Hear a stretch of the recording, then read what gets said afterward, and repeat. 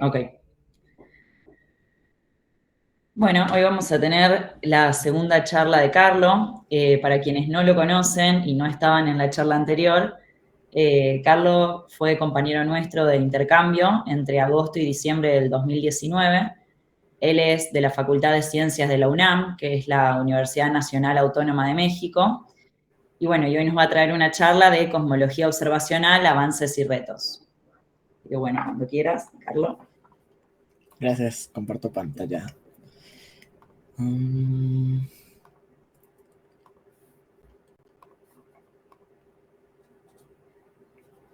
Ahí ya lo ven, ¿verdad? Sí, ahí se Ok. va. Pues bueno, hola, soy Carlo. Les voy a hablar un poco de cosmología observacional. Como es observacional, estoy un poco más metido en la parte observacional que en la teórica. Entonces sé un poco más que la vez anterior. Y como son muchas cosas fenomenológicas y así, pues la verdad va a estar, o supongo, según yo, va a estar un poco más amena que la anterior.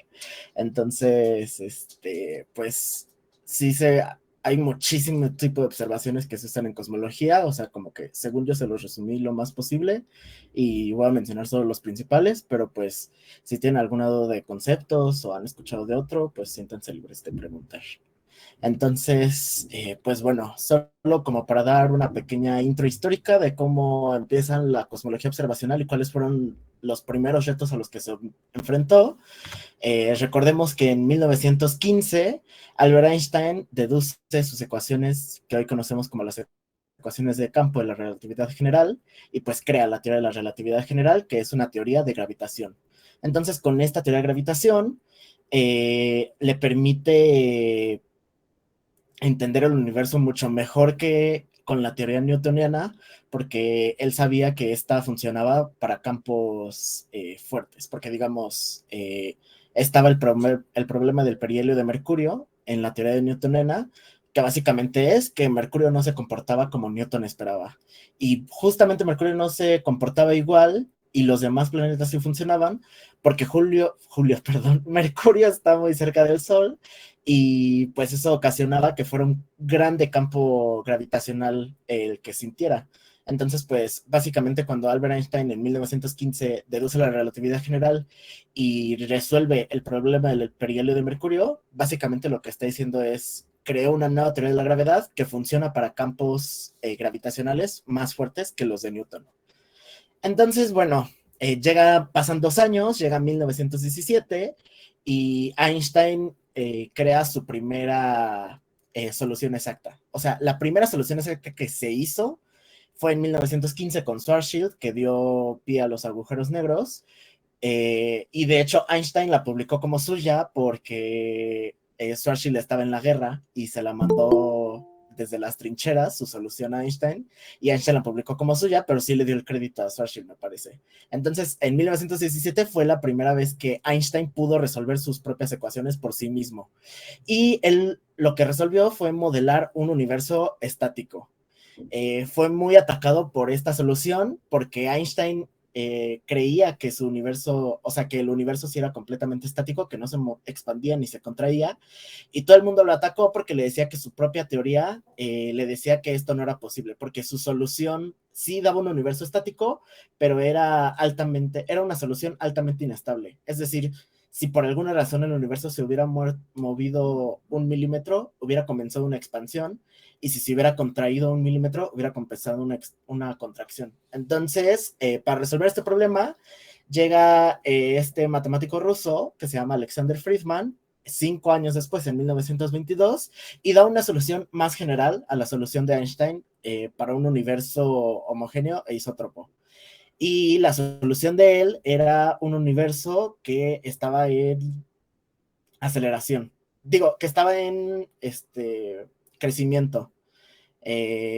Bueno, sí estaba en aceleración, pero mientras pasaba el tiempo, esta solución tendía a un equilibrio y entonces en algún momento iba a terminar de acelerarse. Entonces, bueno, ese es como un poco el contexto histórico y a la vez se tenía un problema también, o sea, se empezó a armar un debate justo en estos años, en los 10 y los 20, en el que la gente decía que todo el universo que veíamos todo era la Vía Láctea. Es decir, que la galaxia en la que vivíamos era lo único que existía en el universo. Y había otra gente que decía como de, bueno, no, o sea, desde antes, si sales tú de la Vía Láctea, sigue habiendo universo y es probable que haya otras galaxias afuera, que hoy sabemos que es la respuesta correcta. Entonces, ¿cómo descubrieron cuál era la respuesta correcta en estos dos debates que eran los principales de la época? Con los avances de Henrietta Swan Leavitt. O sea, esta es una súper astrónoma, una científica súper importante, por eso le pongo la coronita. Y pues, obviamente, por ser mujer hace un siglo, no fue muy tomada en cuenta hasta que llegaron hombres y básicamente le dieron la razón. Y entonces ya todo el mundo dijo, ay, entonces sí estaba bien ella. Pero bueno, ella desde mucho antes, o sea, en 1908, 10 años antes de todos estos revuelos, ella estaba estudiando en Harvard y se puso a estudiar 2400 estrellas, pero no cualquier estrella, era una estrella, un tipo de estrellas muy particulares que ahora conocemos como cefeidas variables. Entonces, lo que ven aquí es una gráfica de la luminosidad contra el tiempo de estas estrellas y está un poco ilustrado. O sea, estas estrellas tienen un mecanismo físico por el cual están en constante expansión y contracción. Y como están en constante expansión y contracción, pues podemos ver que la luminosidad crea básicamente una onda en el tiempo.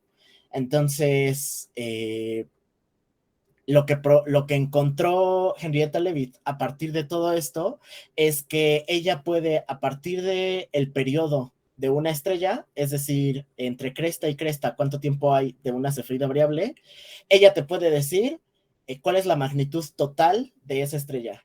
Y la magnitud total de esa estrella es muy importante porque cuando uno conoce la magnitud total de una estrella, pues podemos encontrar la distancia a cualquier estrella. O sea, lo que hizo Henrietta fue, ella estudió las cefeidas y ella hizo paralaje, que es básicamente que cómo funcionan nuestros ojos. O sea, nosotros podemos ver cosas con profundidad porque tenemos un ojo y otro y están separados. Entonces lo que hace el paralaje es que se observa una misma estrella en una época del año, cuando la estrella está, por ejemplo, de un lado del Sol, y luego 6 meses después, cuando la estrella está, o sea, cuando la Tierra está del otro lado del Sol.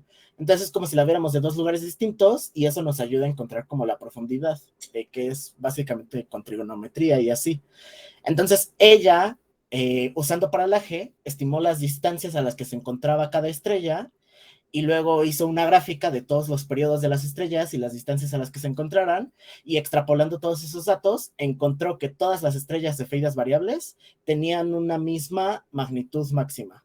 Entonces, como tienen una magnitud máxima, ya no necesitamos hacer paralaje. Si tú ves cualquier otra estrella cefeida y ves la magnitud que nos llega a nosotros, que es la aparente, que es pues básicamente menor a la real, porque pues con la distancia la luz se va perdiendo.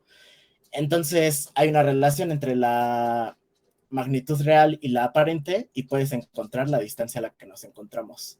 Entonces, bueno, eso lo hizo Henrietta Leavitt en 1908, pero era mujer, entonces todo el mundo la ignoró, hasta que unos 15 años después llega Hubble, Edwin Hubble, que pues todos conocen porque hay un telescopio espacial en su nombre, y todos lo conocen por, bueno, se hizo famoso por esta gráfica, que es tal vez uno de los peores ajustes de una recta en la historia de la ciencia, pero aún así es muy importante.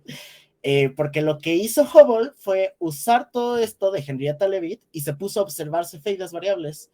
Entonces él encontraba en un lugar una estrella cefeida variable y en otro lugar encontraba otra estrella cefeida variable, y entonces estimaba su velocidad, estimaba su distancia a partir de la ley de Henrietta, y luego estimó su velocidad a partir del corrimiento al rojo. Es decir, por efecto Doppler, cuando una estrella se está alejando de mí, la voy a ver un poco más roja de lo que en realidad es, porque la onda se tarda cada vez más en llegar a nosotros, entonces su longitud de onda se hace más grande y por eso se ve más roja. Entonces, él a partir de los corrimientos al rojo estimó la velocidad, a partir de la ley de Henrietta estimó la distancia y hizo esta gráfica. Esta gráfica tiene dos implicaciones importantes que viene de los dos debates que había en la época. Una es que tiene una velocidad positiva, y esta es lo que le llamamos como la constante de Hubble. Este fue la primera medición que hicieron de la constante de Hubble y la hizo Hubble. Le salió de 455 las distancias, justo es las unidades kilómetros sobre segundo sobre megaparsec. Hoy sabemos que es 70, o sea, Hubble estaba muy poco atinado en su valor real, pero ya sabía que era positiva y con eso pudo comprobar automáticamente la expansión del universo. Entonces el universo estático de Einstein se vino para abajo. Y la otra cosa es las distancias que encontró. Me parece que este estudio es con 26 galaxias y encontró bueno, él no sabía que eran galaxias, él solo encontró estrellas, pero encontró estrellas a una distancia de 2 megaparsecs y eso también es muy importante porque ya se sabía en ese entonces que el radio de la Vía Láctea es de 16 kiloparsecs. Es decir, él encontró distancias de más allá de 1000 veces el radio de la galaxia. Entonces, con eso también se dio fin al debate y se comprobó que que la Vía Láctea no era todo el universo, sino que afuera había otras galaxias que también albergaban estrellas y pues probablemente alberguen vida también. Entonces, bueno, este es el ajuste que hizo Hubble, que es que el corrimiento al rojo es una aproximación, está relacionado con la distancia a una estrella aproximadamente por una constante.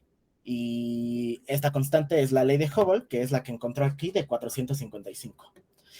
Entonces, bueno, justo aquí las unidades están mal porque estamos en relatividad general, donde tomamos unidades en las que la velocidad de la luz es igual a 1, entonces por eso parece que no cuadran las unidades. En realidad aquí va una constante de la luz, de velocidad de la luz multiplicada, es decir, CZ, es aproximadamente H0D. ¿Y H0 de dónde sale o por qué es tan importante en la cosmología? Los que estuvieron en la charla pasada a lo mejor recuerden un poco, pero justo esta persona, Alexander Friedman, en 1922, les dije que hizo como que una aproximación mucho más general de lo que podía ser nuestro universo. Y ese universo, que es una cuestión muy general, está dominado por esta ecuación, donde A es el tamaño del universo, que le llamamos factor de escala. Esta capa es una constante. Rho es la densidad de materia y energía en el universo. Lambda es la constante cosmológica, que por ahora no importa mucho, pero está relacionada con la energía oscura, y esta constante cosmológica es lo que provoca la expansión acelerada del universo. En su tiempo todo el mundo la tomó igual a cero y dijeron, bueno, no estamos en un universo acelerado, solo estamos en una expansión, entonces vamos a deshacernos de la constante cosmológica, pero hoy en día sabemos que sí existe. Y por último, esta acá es la curvatura espacial del universo, no espaciotemporal, que es la que provoca la gravedad, sino solamente espacial. Entonces, bueno, la aproximación más simple que se hizo en ese entonces, que fue la que hizo Friedman, fue tomar la curvatura igual a cero, es decir, estamos en un universo plano, que es un cilindro en expansión, y la constante cosmológica es igual a cero. Entonces, básicamente, h cuadrada está directamente relacionada con la densidad de materia y energía en el universo. Y eso fue lo que dio la solución en expansión, pero en expansión no acelerada. Entonces, justo esta h es la velocidad del universo normalizada con su tiempo. Es decir, la derivada de a, o sea, la velocidad a la que se expande el universo, entre a, el tamaño del universo. Y el subíndice cero, siempre en cosmología, denota que estás evaluando en z igual a cero, que significa el tiempo presente. Entonces, h0 es la velocidad del universo entre el tamaño del universo evaluado al día de hoy. Por eso está en unidades de kilómetros sobre segundo sobre megaparsec, porque es la velocidad del universo entre el tamaño del universo. Entonces, bueno, esta aproximación evidentemente fue muy mala porque todos los puntos se salían de la recta, pero bueno, es importante, considerar que en ese entonces no había muy buenos observatorios y Hubble tenía el mejor observatorio en ese entonces obviamente había muchísimos errores sistemáticos. Y la otra es que pues esto es básicamente solo es el primer término de una serie de Taylor, es decir, solo funciona para distancias muy muy chiquitas esta ecuación. Entonces hoy en día tenemos una ecuación que igual depende de esta ecuación, la ecuación de Friedman, Y bueno, tiene muchos más términos, o sea, tiene H0 y tiene otros términos que tienen que ver con las derivadas, con siguientes derivadas del factor de escala, que es el tamaño del universo. Entonces, así como H0 está relacionado con la velocidad del universo, Q0 está relacionado con su aceleración, J0 se llama jerk y está relacionado con, digamos, la aceleración de la aceleración, y S0 se llama el snap, igual es la cuarta derivada del universo, o sea, del tamaño del universo. Puse esto entre paréntesis porque esto ya es algo más actual, o sea, esto no es parte del recorrido histórico, solo es como para decir que desde 1998 estamos usando esta ecuación y hasta el día de hoy seguimos usando esta para testear todo el comportamiento del universo. Entonces, bueno, pasa el tiempo, casi no pasa nada en el mundo de la cosmología entre los 20, los 30, los 40 y los 50, porque pues el mundo estaba atravesando guerras mundiales y porque vino el boom de la cuántica. Y luego llegó, o sea, se juntaron las dos y entonces fue como que guerra mundial con cuántica y todo el mundo se puso a hacer nuclear y las bombas y todo eso. Entonces en la ciencia quedó casi completamente sepultada, la relatividad general, la astronomía y todo eso quedó en un súper segundo plano. Pero ya una vez que se reinstauró, o sea, como que todo esto, pues ya se empezaron a volver a tomar los estudios de la cosmología. Por eso, a pesar de que la cosmología pues ya tiene más de 100 años, a veces no parece que haya tanto avance, o sea, o siempre esta era como que se ve muy perdida, o sea, casi no se habla de lo que pasó en los 30, 40 y 50 por toda esta cosa. Pero bueno, algo de lo que se rescata en esta época es en 1948, cuando George Gamow, Ralph Alpher y Robert Herman teorizan la radiación cósmica de fondo. Es decir, ellos hicieron un modelo del universo y dijeron, si el universo está ahorita en expansión, pues también ha de venir de una expansión y en algún punto se tuvo que concentrar en un punto, que fue lo que causó la teoría del Big Bang. Y dijeron, de ser cierta la teoría del Big Bang, el universo tiene que haber dejado una huella, el universo temprano, de fotones. Y debemos poder ver ahorita una lluvia de fotones homogénea e isótropa. Es decir, que para todos lados, para lo que lo viéramos, los fotones se vieran prácticamente iguales. Entonces ellos lo utilizaron en 1948, nadie les hizo caso. En 1964, Arno Penzias y Robert Wilson, que unos 10 años después recibieron el premio Nobel por esto, descubren la radiación cósmica de fondo. O sea, ellos publican un estudio y dijeron, ay, sí, ya encontramos ondas de microondas, que a final de cuentas son fotones, y sí están pagando el universo, o sea, todo el universo, y sí se ve muy homogéneo, o sea, como que para donde veamos la señal es básicamente la misma.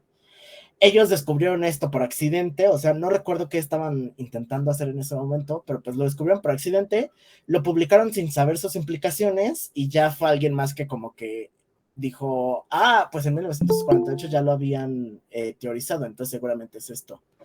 Entonces, bueno, pasó 1964, pero no había tecnología suficiente para poder testear qué tan homogénea e isótropa era esta lluvia de fotones. Eso llegó hasta pues ya tiempos más actuales.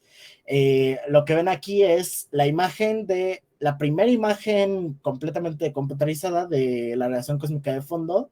Fue tomada en 1992 por una sonda de la NASA que se llamó COBE. No recuerdo qué significa COBE.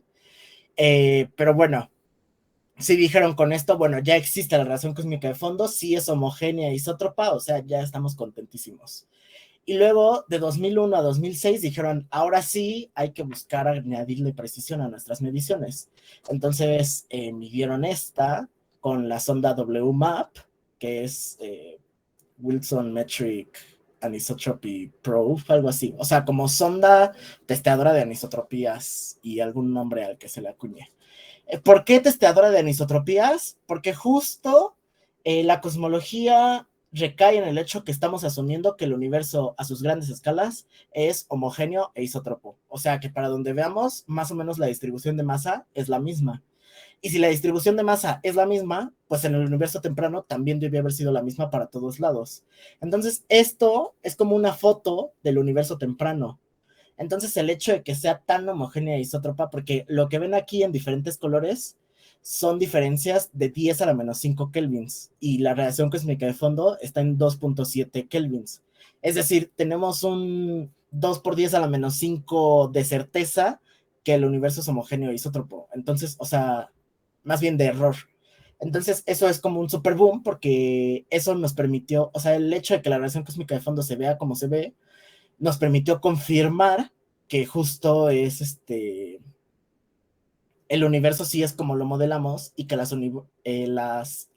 soluciones de las ecuaciones de Einstein que parten de la asunción de que el universo es homogéneo e isótropo, todas son correctas. Entonces, por eso es que necesitamos mucho el estudio de la radiación cósmica de fondo. Y de hecho, ahora más que nunca, desde 2009, se liberó una nueva onda que se llama Planck, pues en honor a Planck, porque justo la radiación cósmica de fondo se comporta como un cuerpo negro, y pues nos ha dado muchos más datos y podemos ver que la,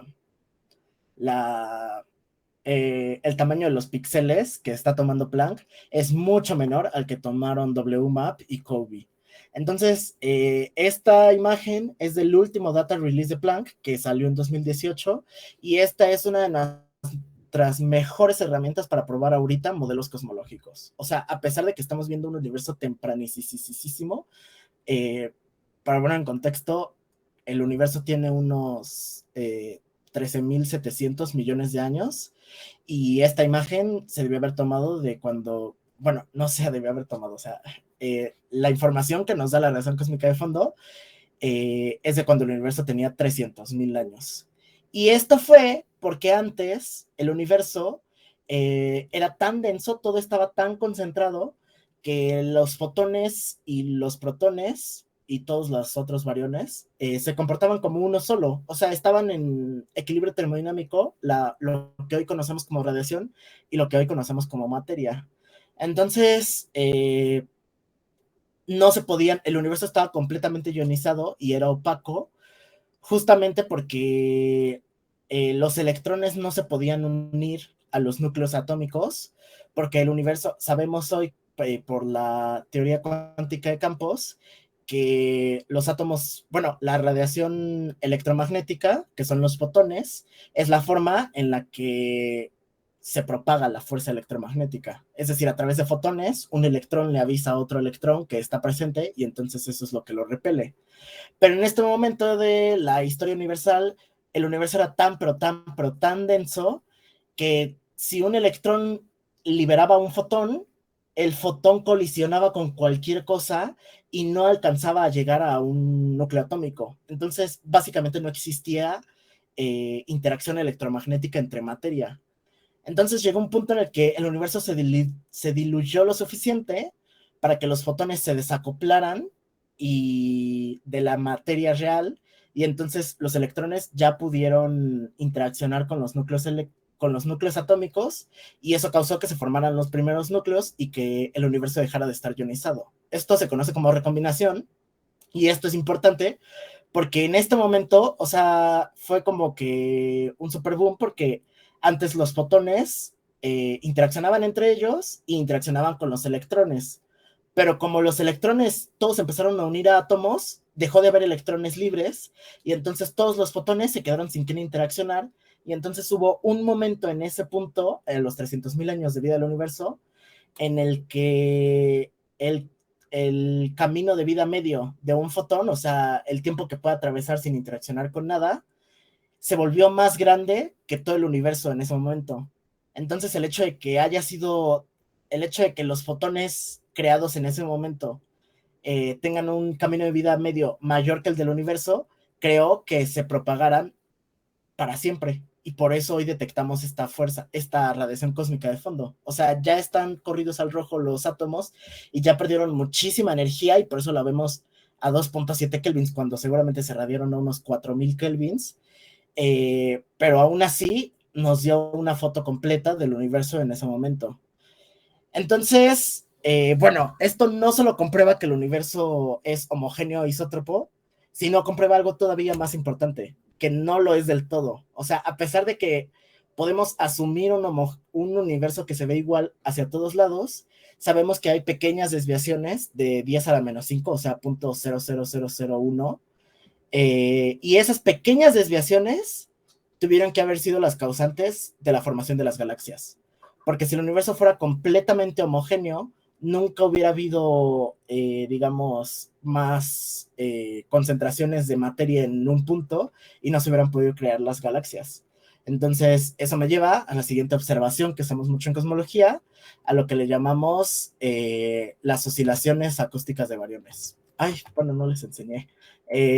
También Planck, esta es como la imagen que reconstruye del espectro de temperaturas, es decir, cada punto, cada color que tiene un punto representa una temperatura que está en el rango de 2.7 menos 10 a la menos 5 a 2.7 por 10 a la 5, o sea, no es mucha diferencia, pero esto es una temperatura, pero en realidad esta es una foto reconstruida. Lo que Planck observa directamente es la potencia de la temperatura por cosas instrumentales. No sé cómo funciona bien eso, pero el hecho de que sea la potencia de la temperatura nos habla de que estamos en el espacio de Fourier y no en el espacio físico.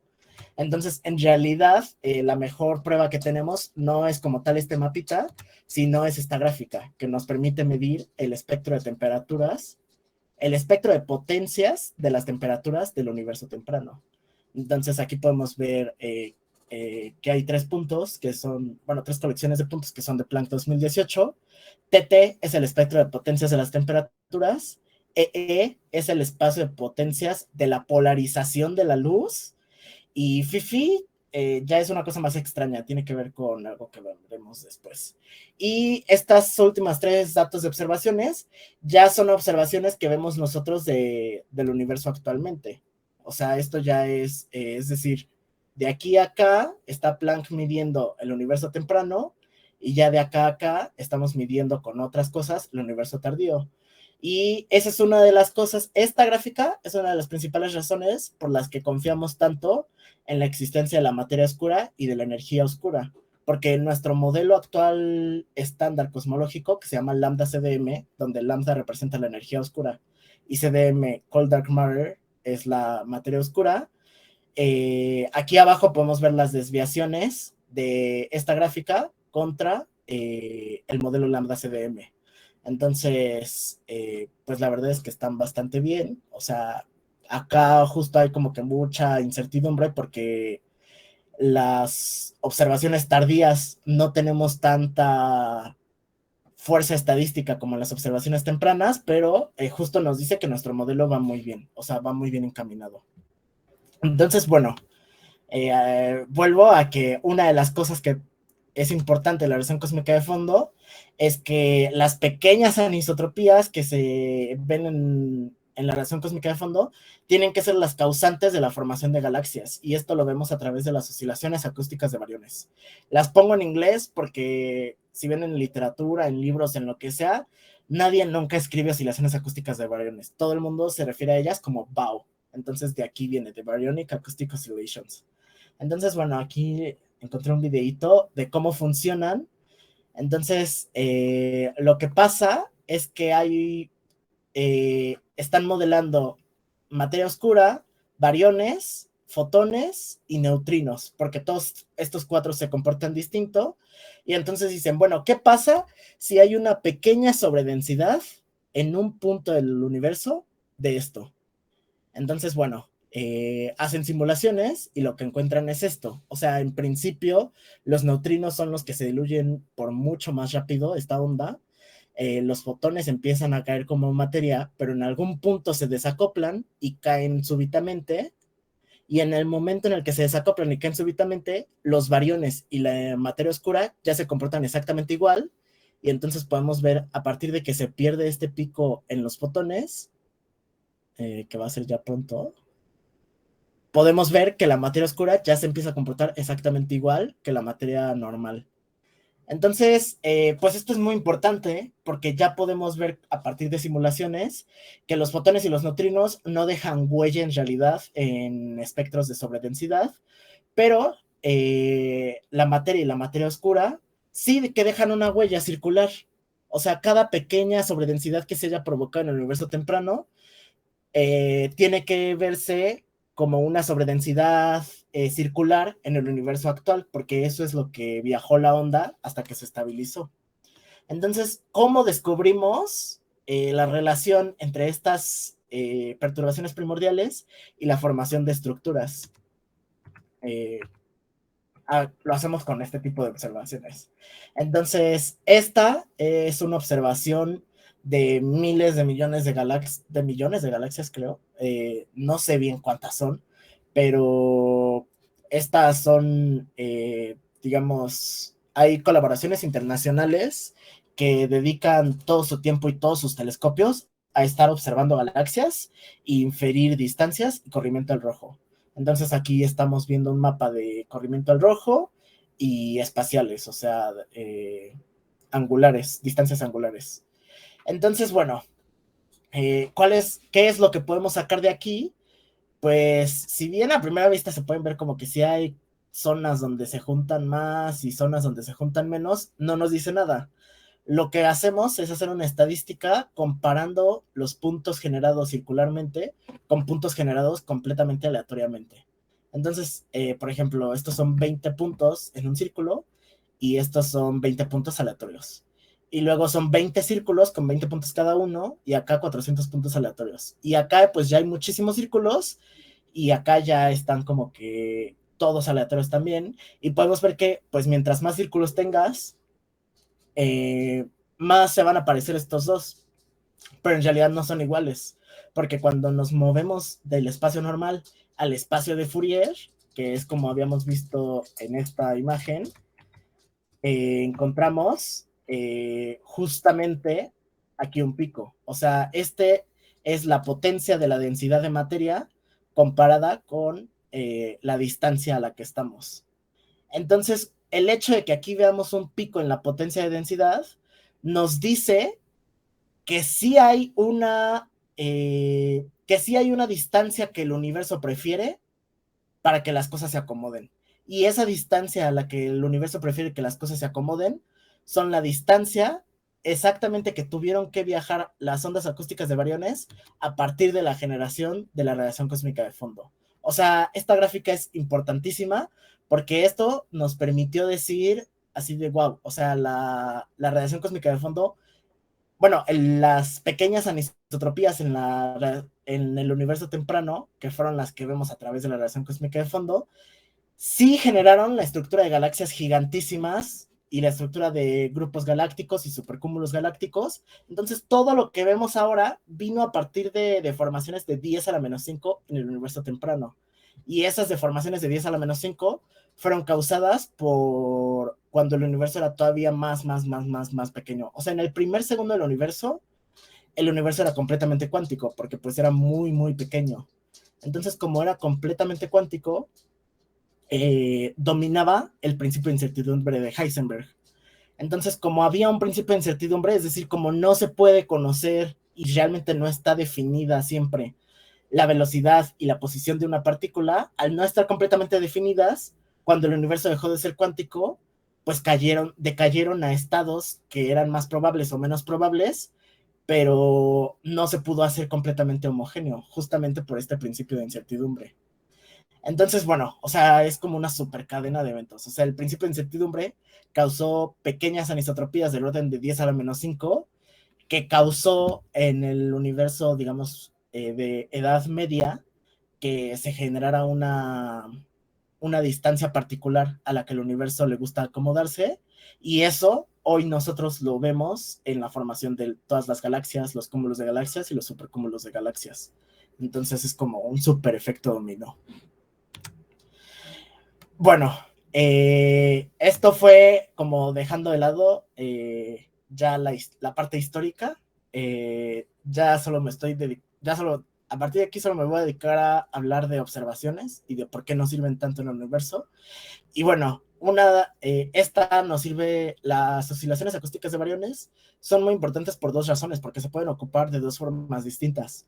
Una es justo ver esta separación, y por esto es que las oscilaciones acústicas de bariones las llamamos una regla estándar, porque en todo el universo esta distancia a la que se prefiere acomodar todo es universal. O sea, no importa si estás, digamos, a miles de megaparsecs o a millones de megaparsecs lejos de nosotros, si vuelves a medir todo el universo, esta distancia va a ser la misma. Entonces, como que eso nos da una regla, o sea, podemos ver cuál es en cualquier época de la historia la distancia preferente del universo, y entonces vemos cómo esta regla se hace chiquita o se hace grande por la expansión del universo en distintos tiempos, y entonces esto nos permite testear, por eso lo llamamos una regla estándar, porque nos permite testear la evolución del universo, o sea, qué tanto se está expandiendo a partir de qué tanto se expande o se contrae esta regla cuando vemos más atrás en el tiempo. Entonces, esto es lo que llamamos una regla estándar. Otro tipo de observaciones importantísimas son las candelas estándar. ¿Y qué es una candela estándar? Viene de los estudios de Henrietta Leavitt. O sea, cuando Henrietta Leavitt estudió las cefeidas y descubrió que todas las cefeidas variables tienen un pico de magnitud, o sea, tienen una magnitud máxima, y que todas las estrellas cefeidas variables van a tener la misma magnitud máxima, ella encontró la primera candela estándar. Se le llama candela porque medimos la luz o sea, la intensidad de la luz se mide en candelas, y es estándar porque todas las cefeidas variables tienen esta misma candela, o sea, tienen esta misma magnitud absoluta. Y lo que hacemos es observar las cefeidas, pero las cefeidas pues tienen una cosa, digamos, una particularidad, que es que no son tan brillantes. O sea, si tú quieres ver una galaxia a miles de megaparsecs, no vas a poder distinguir una cefeida de cualquier otra estrella en la galaxia. Entonces, ¿qué usamos? Las supernovas tipo 1A. O sea, estas son un tipo de supernovas que son de las más brutales. Se llaman tipo 1A porque las supernovas están divididas en dos. Las tipo 1 tienen claras líneas, no, las tipo 2 tienen claras líneas de emisión de hidrógeno, y las tipo 1 no las tienen. Entonces, esta no vemos líneas de absorción del hidrógeno en este tipo de supernovas, pero igual son muy importantes. Entonces, lo que pasa es, hay un sistema binario, donde una es más fuerte que la otra. Entonces, digamos, no sé si estén familiarizados con la vida de las estrellas, pero las estrellas comienzan siendo una nube de gas. Y esa nube de gas comienza a verse atraída hacia el centro de la nube por atracción gravitatoria. Entonces, cuando se ven lo suficientemente atraídas por sí mismas, y la densidad y la presión y la temperatura, todo empieza a crecer porque la fuerza de gravedad ya es suficientemente grande, comienza la fusión. O sea, los núcleos se deshacen de sus electrones para estar más cerca de otros núcleos, y llega un punto en el que los núcleos están tan fuertes que se fusionan y hacen un solo núcleo más grande. Entonces, así se soporta la estrella. O sea, es como una constante guerra entre la presión gravitatoria, que es hacia adentro, y la presión hacia afuera, que ejerce el hecho de que las cosas estén fusionando y liberando energía. Entonces, este es un sistema binario en el que una de las estrellas, ya la presión de fusión que va hacia afuera le está ganando a la presión gravitatoria. Entonces empieza a sacar material de sus capas más externas. Entonces, cuando empieza a sacar material de una de sus capas más externas, se ve atraída todas estas capas externas por la otra estrella. Entonces comienza la otra estrella a crecer y a crecer y a crecer. Ay, perdón. Comienza la otra estrella a crecer en masa, y esta otra estrella se comprime. O sea, llega un punto en el que ya no tiene material para sacar y ya no hay presión hacia afuera, y entonces gana la presión gravitatoria y todo se comprime en una estrella de neutrones. Entonces, esta es una estrella que, aunque se ve mucho más chiquita y aunque sabemos que es menos pesada que la otra estrella, está tan compacta, déjenlo muestro aquí, está tan compacta que el campo gravitatorio de esta estrella es mayor que el de esta, por la compacticidad de esta estrella. Entonces, se vuelve a hacer un reguilete. O sea, como está tan compacta y hay un campo gravitacional tan intenso, la estrella grande le empieza a regresar todo el material a la estrella chica. Entonces, como esta ya está súper compacta, ya no puede, o sea, ya no está fusionando en realidad, ya no puede hacer nada, y llega un punto en el que explota. Y esta explosión es una de las explosiones más grandes del universo. O sea, este tipo de supernovas en particular le gana a otras supernovas y es tan poderosa que en el momento en el que hay una supernova tipo 1A, esa supernova, esa sola estrella, es más luminosa que toda la galaxia entera. Entonces, esta es una buena forma de medir distancias muy, muy lejanas, porque ¿cómo se dice? O sea, si estamos viendo una galaxia y de pronto se ve un punto muchísimo más brillante, sabemos que hay probablemente una supernova tipo 1A. Y ya de ahí que resulta, pues hay que estudiar esa supernova por los siguientes 30 días. O sea, es decir, aquí empieza y le empezamos a ver brillar y brillar y brillar y brillar y brillar. Y cuando llegue el día 30, está en su pico máximo de magnitud. Y esta es una candela estándar porque todas las supernovas tipo 1A, o sea, no importa de qué sistema binario vengan, no importa de qué galaxia vengan, todas cuando llegan a su pico de intensidad tienen la misma luminosidad, que es de menos 19.3. Entonces nosotros podemos ver la magnitud o la intensidad de la luz que vemos nosotros desde la Tierra, la comparamos con esta real que es de menos 19.3 y podemos inferir la distancia a la que se encuentra esa galaxia. Entonces es también una candela estándar como las cefeides variables. Y así nos vamos, o sea, tenemos muchísimas candelas estándar ahorita. O sea, esta es otra también de las más conocidas, que es la punta de la rama gigante roja, que son básicamente estrellas de masa baja, intermedia, que tienen un núcleo de helio, pero el núcleo de helio ya no se está fusionando porque no hay suficiente presión gravitatoria. Entonces, como que está un poco inactivo el núcleo, y entonces llega un punto en el que como ya no hay presión hacia afuera, pues empieza a ganar la atracción gravitatoria, y entonces otra vez la estrella se empieza a compactar y compactar y compactar. Entonces hay un punto en el que la presión es tanta que ya se activa el helio y ya el helio se empieza a fusionar para crear litio, carbón y todos los otros elementos que se forman en las estrellas. Entonces, justo en ese momento en el que se activa el núcleo de helio, forma parte de la punta de la rama gigante roja. Y al ser una forma de medir que es tan, digamos, al ser un momento de la vida de las estrellas tan específico, o sea, ese momento en específico en el que se activa el núcleo de helio, todas se comportan igual, todas las estrellas sin importar su masa y sin importar su nada, todas tienen las mismas magnitudes. Estos subíndices son para denotar estas bandas, es decir, la intensidad de la luz a los 806 nanómetros es esta. La intensidad de la luz a los 1220 nanómetros es esta. Y todas estas están en el infrarrojo cercano. Entonces eso nos ayuda a que estén en el infrarrojo cercano, porque las galaxias no emiten mucha luz en el infrarrojo cercano. Y aparte justo este tipo de estrellas siempre están a las afueras de las galaxias. Entonces, contrario a las cefeidas o a las supernovas, la luminosidad de la galaxia no nos hace tanto ruido para estudiar este tipo de estrellas como lo hacen para las otras. Entonces, por eso también son unas candelas estándar como que importantes. Luego tenemos las ondas gravitacionales, que son las sirenas estándar, que bueno, son colisiones de agujeros negros. Siempre tienen que ser colisiones de sistemas binarios, porque hay un teorema que se llama el teorema de Birkhoff, que nos dice que en relatividad general, todas las soluciones simétricamente esféricas son estáticas. Y no puede haber una onda estática, porque si no, literalmente la onda no existe. Entonces necesitamos algo que no sea esférico, sino que sea elíptico, como los sistemas binarios, y para que provoque ondas gravitacionales. Pero aparte, las ondas gravitacionales son muy débiles. Entonces, para generar una onda gravitacional lo suficientemente grande como para ser observada, pues necesitamos objetos altamente compactos, como son los agujeros negros y las estrellas de neutrones.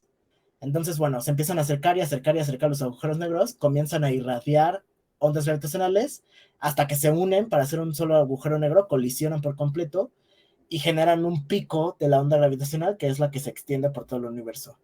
Entonces, bueno, esta es una simulación del LIGO y esta es la observación real. Aquí tenemos tiempo, aquí en este eje tenemos frecuencia y cada color corresponde a la energía.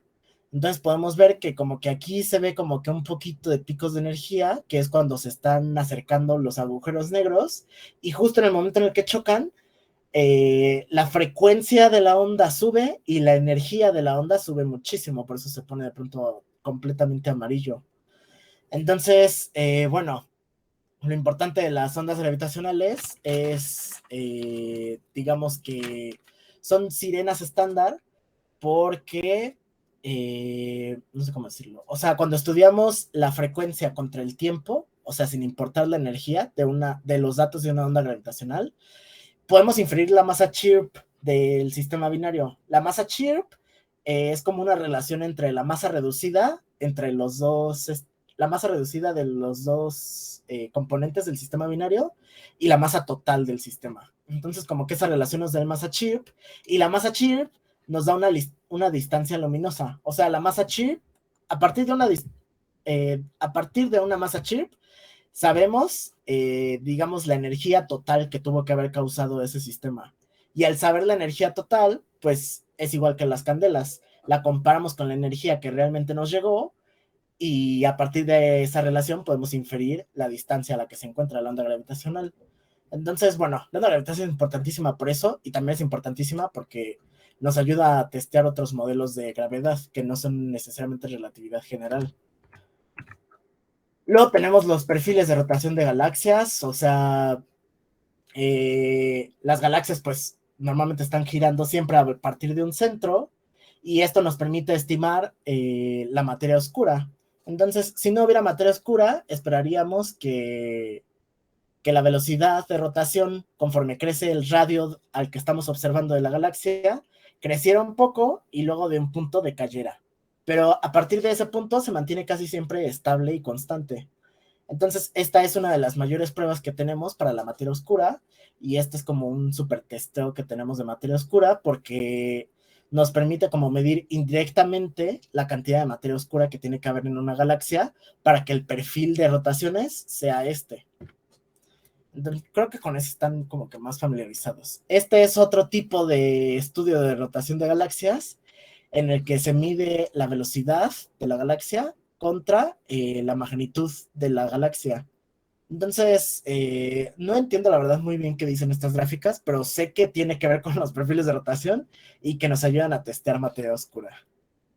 Entonces, es como el principal para estudiar materia oscura. Y el último para estudiar materia oscura y para testear relatividad general y el que se ve, pues, obviamente más bello y más todo, son los lentes gravitacionales. O sea, los lentes normales, los lentes ópticos, funcionan porque la luz viene de un lugar y cuando pasa el lente, pues el lente refracta la luz, entonces cambia su dirección y luego cuando acaba el lente, vuelve a cambiar su dirección. Entonces, el hecho de que la luz tenga que cambiar de dirección 2 veces hace que las imágenes se vean más grandes o más pequeñas, dependiendo de lo que necesita la gente. Aquí es más o menos lo mismo. O sea, estamos estudiando galaxias que son formaciones de masa muy, muy grandes y esas formaciones de masa muy, muy grandes pues generan campos gravitatorios muy intensos. Entonces, es un campo gravitatorio tan intenso que deforma la luz que pasa a través de ellas. Entonces, por ejemplo, el que tenemos a la derecha, es una galaxia en el centro y detrás de esa galaxia hay otra galaxia mucho más lejana. Pero a pesar de que está mucho más lejana y que no la podríamos ver aunque no existiera esta galaxia en medio, el hecho de la existencia de esta galaxia en medio hace que toda la luz se curve alrededor de esta galaxia y que nosotros percibamos una imagen amplificada y obviamente súper deformada de la galaxia en esta zona. Entonces, esto es lo que llamamos una lente gravitacional débil, porque toda la galaxia generó una sola imagen y bueno, la hizo un poco más azul por el cambio de frecuencias en la desviación. Y esta que tenemos a la izquierda es lo que llamamos una lente gravitacional fuerte. Es decir, esta galaxia está... el campo gravitacional es tan intenso que deformó tanto a la luz que se generaron múltiples imágenes de la misma galaxia. Es decir, aquí podemos ver una alargada, aquí vemos una un poco más compacta y acá se alcanza a ver una super amplificada y casi no está deformada. Entonces, los lentes gravitacionales son importantísimos porque son el único método directo que tenemos de medir la masa real de una galaxia. O sea, contando materia, masa, digamos, visible y materia oscura. Entonces, como que los lentes gravitacionales son la única forma que podemos medir directamente la masa, porque normalmente medimos, por ejemplo, con los perfiles de rotación, medimos trazadores, que en este caso son las estrellas y cómo se mueven y así, y a partir de ahí tenemos que inferir la masa, pero aquí podemos como que detectar más directamente la masa a partir de como, la verdad no sé cómo lo hacen, yo me imagino que simulan varios escenarios con distintas masas y a partir de ahí como que deducen cuál es la cantidad de masa correcta.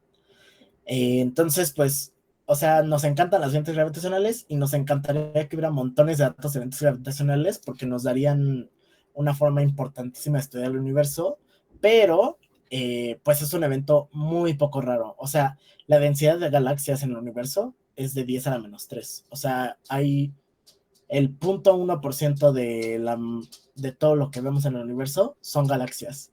Entonces, pues de por sí es poco probable como que encontrarte una galaxia, a pesar de que vemos que están en todos lados, es poco probable encontrarte una galaxia en el universo. Y bueno, encontrarte dos galaxias que estén alineadas, que curven la luz y todo, es sumamente raro. O sea, tenemos a la fecha que será unos 8 o 9 datos, me parece, de lentes gravitacionales. Y es muy gracioso porque alguien en algún artículo intentó entrenar una red artificial, pero pues solo tenía 8 datos, y entonces como que no le salió muy bien nada de su experimento, porque no, cada que se quiere hacer algo con lentes gravitacionales, se tiene que juntar con otras observaciones, porque los lentes gravitacionales en sí no tienen potencia estadística para darnos algo. Entonces, bueno, estos son básicamente las principales observaciones cosmológicas que usamos. Las resumí aquí en un cuadrito. Tenemos el universo temprano y el tardío. Vimos candelas estándar, que son, digamos, es poder saber siempre la luminosidad de una estrella o de un evento. Y cuando vemos ya el que nos llega a nosotros, podemos inferir o sea, como digamos la magnitud relativa, ya conociendo la absoluta, pues ya podemos estimar la distancia. Tenemos las reglas estándar, que son las oscilaciones acústicas de bariones, o sea, no hay otra regla estándar, porque esa es la única que nos permite medir, o sea, las oscilaciones acústicas son las únicas ondas que hay en el universo, o sea, como a grandes escalas. Entonces, como todas las ondas pues se propagaron a la misma velocidad y todo, pues es una regla estándar porque siempre, siempre, siempre nos va a dar la misma distancia comóvil. Es decir, si vamos en el universo temprano, esa distancia va a ser muy chiquita, y si vamos en el universo tardío va a ser una distancia muy grande. La llamamos distancia comóvil justamente porque, digamos, es una distancia que se contrae o se expande junto con el universo. Luego tenemos las sirenas estándar, que son las ondas gravitacionales, que la verdad también nos cuesta mucho trabajo usarlas en cosmología, porque las candelas estándar nos permiten saber distancia y corrimiento al rojo. Y el corrimiento al rojo nos permite saber la velocidad. Pero con las sirenas estándar, que son las ondas gravitacionales, no siempre sabemos el corrimiento al rojo, porque cuando hay un choque de dos agujeros negros, pues no se emite nada de luz. Entonces no sabemos el corrimiento al rojo y no sabemos a qué velocidad se aleja de nosotros. Solo sabemos la distancia a la que están. Entonces necesitamos ondas gravitacionales que sean específicamente de choques de estrellas. Y esas, pues solamente hemos visto 2 hasta ahora. O sea, para cosmología solo tenemos 2 datos de ondas gravitacionales. Y tenemos otro tipo, como son las lentes gravitacionales. Del universo tardío toqué la radiación cósmica de fondo, pero hay otras 2 importantes. Una es la radiación cósmica de neutrinos, que básicamente es lo mismo que la radiación cósmica de fondo, pero en neutrinos. O sea, en algún momento la materia se desacopló o sea, el otro tipo de materia, todo lo que no es neutrino, se desacopló con los neutrinos, y eso tuvo que haber causado que el camino libre medio de los neutrinos en ese momento fuera más grande que el universo, y entonces eso dejó una huella de neutrinos en todo el universo. Pero de por sí nos cuesta muchísimo encontrar neutrinos, incluso derivados del Sol o de reacciones nucleares que hacemos aquí en la Tierra. Entonces, nadie ha detectado la radiación cósmica de neutrinos. O sea, se está diseñando un experimento que se llama Ptolemy, que se espera que en 2023, me parece, ya detecte la radiación cósmica de neutrinos, pero pues por ahora solo es una teoría. Y la otra es la nucleosíntesis, que pues tiene que ver ya con cosas más cuánticas, que no entiendo del todo, pero pues básicamente es como testear qué tan rápido se tuvo que haber creado cada núcleo atómico en el universo, y qué tan abundantes son los núcleos que sí estamos viendo ahora. Entonces es como una relación entre el universo tardío y el universo temprano. Y bueno, ya solo como para hablar de uno de los principales retos que tenemos ahorita en cosmología y que son en lo que se aplican todo este tipo de observaciones cosmológicas, tenemos la medición de la constante de Hubble. O sea, Hubble desde 1920 midió la constante de Hubble, pero la midió en 455 y hoy sabemos que ese es un error garrafal. Entonces nos pusimos a medirla con todas nuestras observaciones para tener como el mejor dato posible de la constante de Hubble. O sea, es decir, saber qué tan rápido se está expandiendo el universo en este momento.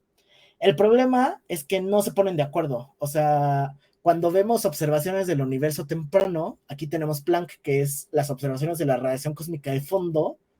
Las observaciones de la radiación cósmica de fondo nos indican que la constante de Hubble al día de hoy debería ser 67.4, o sea, prácticamente 68. Pero las observaciones del universo tardío, que la mejor ahorita es SHUS, nos están diciendo que es de 74. ¿Qué significa SHUS?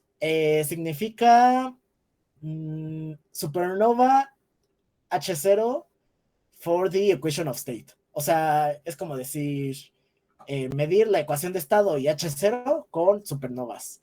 Entonces, lo que hace SHUS es medir supernovas tipo 1A y a partir de esas supernovas tipo 1A,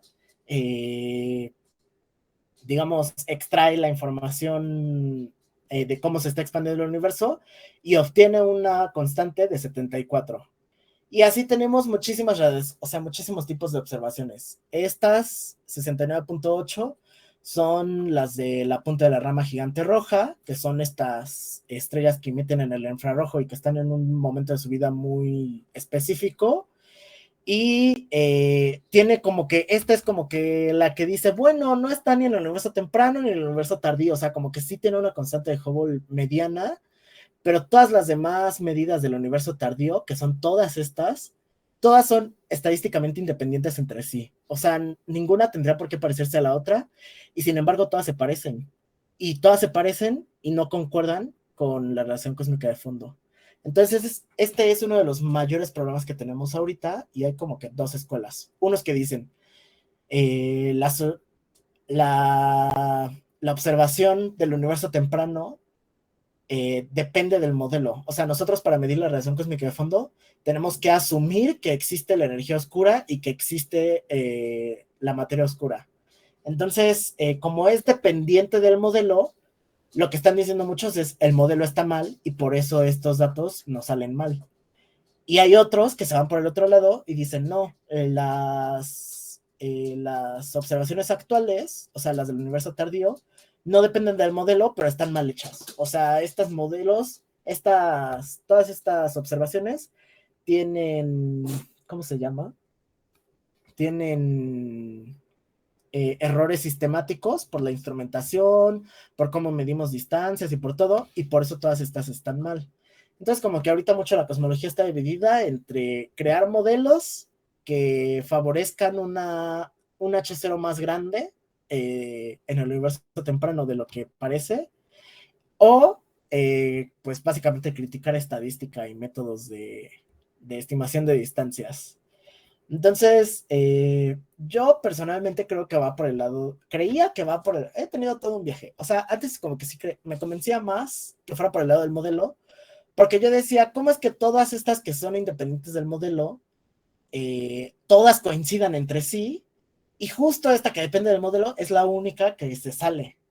Entonces, no sé, pues, o sea, por ejemplo, justo el tema de mi tesina es, estoy testeando un modelo que se llama de energía oscura temprana para poder saber qué tanto se puede acercar la constante de Hubble en el universo tardío, en el universo temprano, al universo tardío. Pero bueno, o sea, la verdad es que quienes piensan que hay errores sistemáticos sí que tienen un punto. Una, porque acaba de salir esta medición que es una intermedia y que también viene del universo tardío, que es de la punta de la rama gigante roja, liderada por Wendy Friedman. Y otra es que hay un serio problema con cómo medimos distancias, que le llamamos la escalera cósmica de distancias del universo. Y es que no hay forma de estar midiendo distancias lejanas directamente, sino que todo vino a través de un proceso. Es decir, Wendy Friedman estudió cefeidas en la Vía Láctea a través del paralaje. Y a través del paralaje es que ella dedujo cómo se comportaban las cefeidas en la Vía Láctea. Luego llegó Hubble y usando como Wendy Friedman ya había deducido cómo se comportaban las cefeidas en la Vía Láctea, se puso a estudiar cefeidas en una galaxia cercana y entonces empezó a estudiar como que la distancia a la que se encontraban las cefeidas y la distancia a la que se encontraban las supernovas. Es decir, con las cefeidas como que se calibran las supernovas.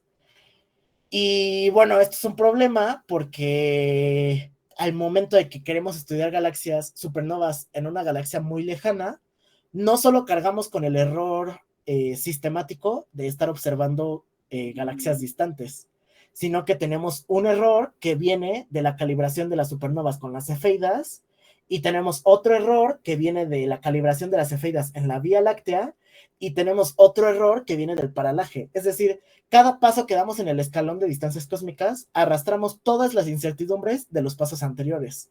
Y como hay mínimo 3 pasos en la escalera cósmica de distancias, pues estamos cargando muchísimos errores y por eso también sí es muy posible que el error en las mediciones de la constante de Hubble sean distintas debido a que estamos midiendo mal todas nuestras distancias en el universo. Entonces, pues ese es uno de los primeros detalles. Esto es en cuanto a los errores sistemáticos. En cuanto a los modelos, está esta grafiquita de un paper que salió hace unas 3 semanas, creo. Y bueno, está muy bonita y muy fea a la vez esta gráfica. Está muy bonita porque tiene muchísima información resumida y está muy fea porque normalmente en cosmología estas elipses se ven así, unas elipses perfectas y acá están muy temblorosillas. Entonces eso nos quiere decir que como que no terminaron de calcular las cosas y publicaron como que por public, o sea, publicaron como que a las prisas.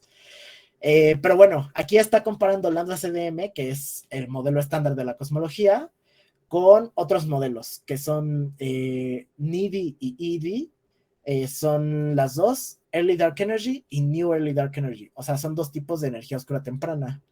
Y Majoron, no tengo como que, no entiendo muy bien qué es, pero también es como que, o sea, según yo es algo así como que es un modelo en el que existían partículas de Majorán en el universo temprano y por alguna razón en el tardío ya no existen.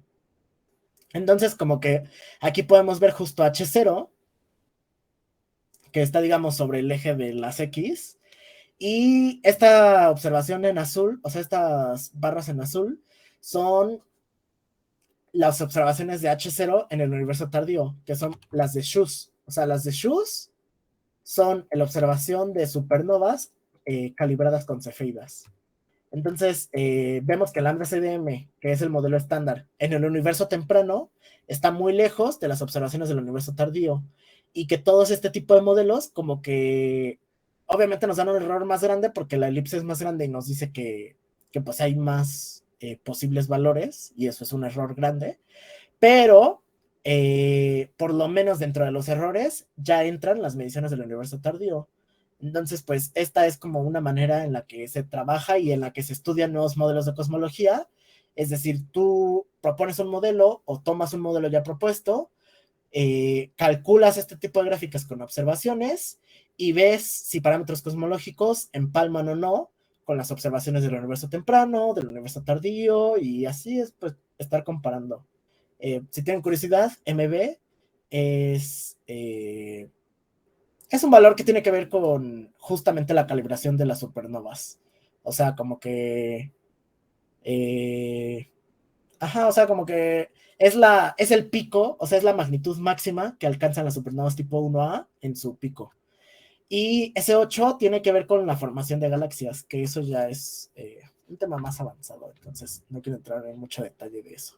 Pero también se mide a través de BAU, o sea, las observaciones acústicas de bariones permiten medir ese 8. Ese 8 está definido como la desviación estándar promedio calculada del espectro de potencias de la densidad en una esfera de 8 8 megaparsecs de radio. O sea, es una cosa complicada, pero te dice más o menos como que qué tan anisótropo es el universo.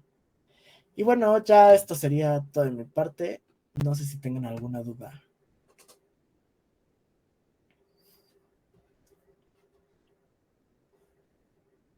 Bien, buenísimo, Carlos. Yo tengo muy buena la charla.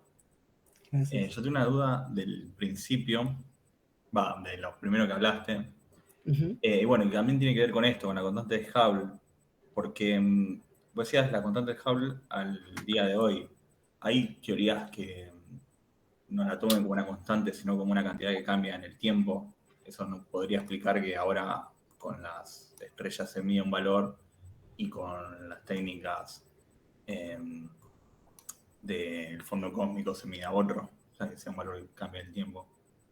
Sí, de hecho, sí, no, o sea, sí se toma en cuenta eso, de hecho. Justamente, la constante de Hubble, pues sabemos que viene medida de esta ecuación, de la ecuación de Friedman. Esta ecuación de Friedman sí considera H no como una constante, sino como una función, que bien la puedes asociar, puedes decir es una función del factor de escala, es una función del tiempo o es una función del corrimiento al rojo, que es lo más usual. Y el corrimiento al rojo a final de cuentas está relacionado con el tiempo. Entonces, esta constante de Hubble se sabe que es una función y que está constantemente cambiando en el tiempo. De hecho, cuando estudiamos la radiación cósmica de fondo, son cálculos así importantísimos. O sea, meter un nuevo modelo y estudiar a través de ese nuevo modelo la radiación cósmica de fondo, eh, te toma en un clúster con unos, o sea, con unas 8 computadoras trabajando y calculando solo para ti, toma una o 2 semanas de cálculo. Porque lo que hacen es que hay un tipo de programas que se llaman resolvedores de Boltzmann, que toman no solo esta función, que es la de Friedman, sino que toman todas las funciones de las perturbaciones que tiene la materia, las perturbaciones que tiene la materia oscura, las perturbaciones que tienen los fotones, y todas esas, que básicamente son las que vemos en física estadística, pero añadiendo una pequeña perturbación, entonces se vuelven un poco más complicadas y se vuelve un sistema súper de ecuaciones diferenciales. Entonces, nosotros tenemos un valor inicial, que es lo que nos da la radiación cósmica de fondo, y lo que hacen es que a partir de ese valor inicial, o sea, el universo inicial que plantea la radiación cósmica de fondo, resuelven todas las ecuaciones diferenciales para estimar los valores de todas las constantes cosmológicas evaluadas hasta el día de hoy. Entonces, obviamente, calcular y hacer un viaje de 13,000 millones de años, pues suena un poco ambicioso, ¿no? O sea, como que como si estoy calculando la evolución por 13,000 millones de años, no es normal que me dé un pequeño error en la constante de Hubble.